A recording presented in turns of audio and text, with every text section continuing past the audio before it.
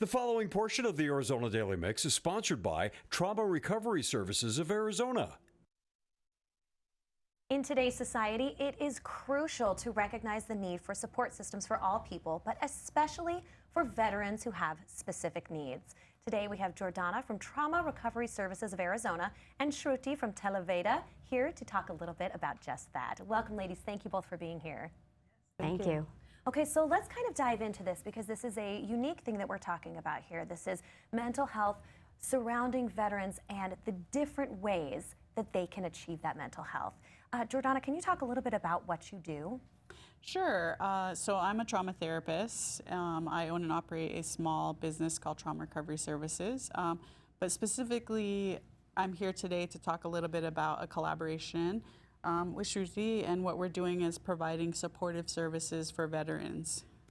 And this support is very cohesive. It's very holistic. We're addressing a lot of different parts of the veteran, from the mental health, the emotional health, the socio-economical side of things. So Shruti, can you speak a little bit to that and how it differs for each individual person and veteran? Sure. So at Televeda, our mission is to help alleviate social isolation and loneliness. And often loneliness or isolation can cause things like depression, anxiety, and such kind of health issues. So our hope is, and our goal is, to try to provide all sorts of support services that folks might need in order to help address that loneliness or isolation. And that could be anything from, programs like our peer-to-peer support groups that we're running with Jordana and her team, or it could be support services like caregiver programs that the caregivers need, or workforce development programs, so on and so forth. So it's really connecting people with the need that they have to help alleviate those concerns. This is so cool and very specific, very unique. Tell me a little bit more about the peer-to-peer groups. Sure. Whoever wants to take it. Yeah, sure. So we facilitate a couple of groups right now, and we're definitely getting to the point where we're probably going to need to add more. So we have a specific veteran support group for women. So it's for women's veterans. It's offered virtually. We've had great turnout so far. People from all over the state of Arizona, some people that were homebound, really just being able to provide that supportive service. And the topic really is driven by whatever they need at the moment. We also have a general veteran support group that runs as well, and those are things that we're looking at continuing to offer because, again, like Shruti said, we really want to reduce social isolation. Yeah. We really want to target those social determinants of health, and this is a great way to do that. And they don't have to register, like they would for medical, like in the medical setting, it's like your name, your diagnosis, your insurance card.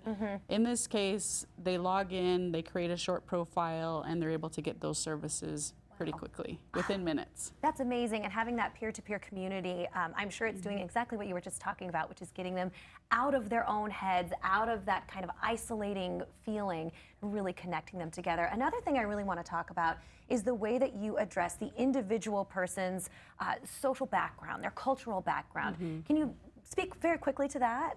Sure. So just to add to what Jordana said and to answer your question, we've been very fortunate, and we're very grateful that we were the first place winners for the VA's Mission Daybreak Challenge for suicide prevention, and they have thrown their support behind our Hero Story project, which is, as you were talking about, being culturally appropriate. So it's a peer-to-peer support program that incorporates traditional healing practices like storytelling and talking circle with the peer support modalities to help provide a culturally appropriate peer support program for our Indigenous veterans. And now that's being used by other BIPOC communities as well, other minority groups. So it is absolutely important to meet veterans and people where they are and in the most appropriate, culturally appropriate manner for them in order to be able to really support them in the best way possible. Definitely. So with this partnership, we're very grateful and happy that we're able to provide all these services to our veterans in Arizona at no cost and in a culturally appropriate way, meeting them where they are. That is very, very cool. Well, ladies, thank you both so much for sharing that with us. We had the information there on your screen, and we will also have it on our website, which is the cw7az.com. Again, thank you for being here. All right, guys, so stick around. We have more of the mix coming up after this.